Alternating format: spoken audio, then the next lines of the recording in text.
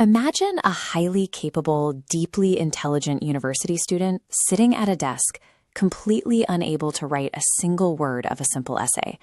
Yet, when they finally do manage to start a task, they might not stop working until they physically collapse. The standard institutional advice for this situation is to reach out to campus support or disability services. But for neurodivergent students, following that advice often backfires and makes the paralysis worse. To understand why, we have to look at the concept of institutional betrayal. For many autistic students, the systems originally designed to help them, like schools or compliance-based behavioral therapies, are the direct sources of their historical trauma. By the time they step onto a university campus, these students are already in a defensive survival state. They are masking their natural traits just to feel safe, long before they even attend their first lecture. Curious, slightly grave, the university asks for their trust, but the student's neurology remembers the trauma. This clash creates a profound paralysis, trapping the student and compromising both their academic potential and their core sense of self. To solve this paralysis, we need to examine the mechanics of attention. Human brains process incoming information and execute tasks in entirely different ways. The autistic brain frequently operates on a cognitive style called monotropism. This is a processing system wired for incredibly deep single-channeled focus. This chart illustrates the concept of autistic inertia. Think of it like physical momentum. Starting an open-ended assignment requires a massive spike of mental friction to move a monotropic mind from a state of rest into motion. Once that monotropic mind is finally in motion, hyperfocus takes over. That initial friction turns into a steep curve of momentum. It becomes physically painful to stop the task, often leading students to neglect basic survival needs like eating or sleeping. This feast or famine work cycle is a predictable, mechanical outcome of a monotropic brain navigating ambiguous tasks. It has absolutely nothing to do with laziness or poor time management. The friction intensifies when we look outside the student's mind and examine the structural design of the modern university environment. Universities are aggressively polytropic.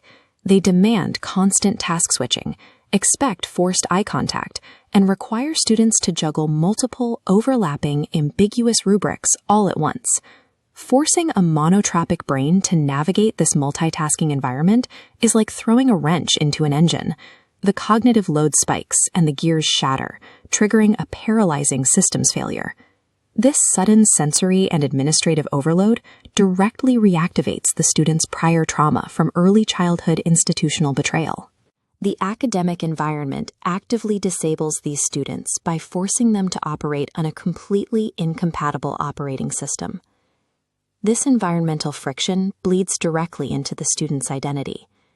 Many late-diagnosed students experience a state called diagnostic liminality.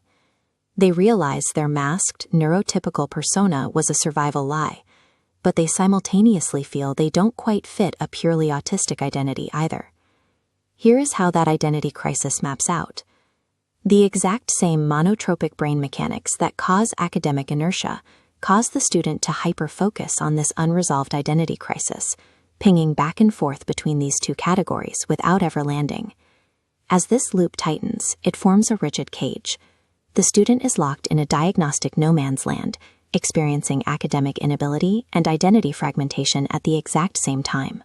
Without targeted structural intervention, the trauma of the environment and the mechanics of their focus combine to trap the student in a permanent state of liminal stuckness.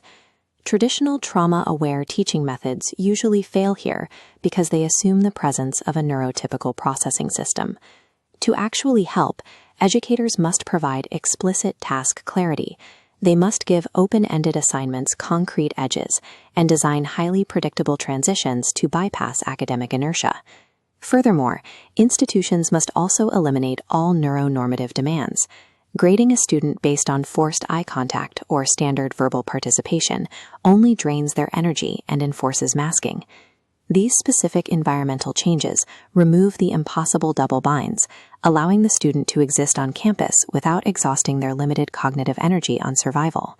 The ultimate philosophical shift for higher education requires changing how the institution views intense, singular focus. We must replace the clinical, pathologized view of deep autistic interest with the neuro-affirming reality of passionate, highly productive, authentic flow states. Allowing assignments to align directly with a student's intense interests acts as a bridge. It utilizes their natural momentum to shatter academic inertia and initiate deep learning. When this inertia breaks through authentic, trauma-free engagement, the psychological liminality naturally begins to resolve into a confident, cohesive identity. When institutions stop overriding the autistic mind and instead build infrastructure that honors its physics, students stop being stuck and finally achieve their true intellectual potential.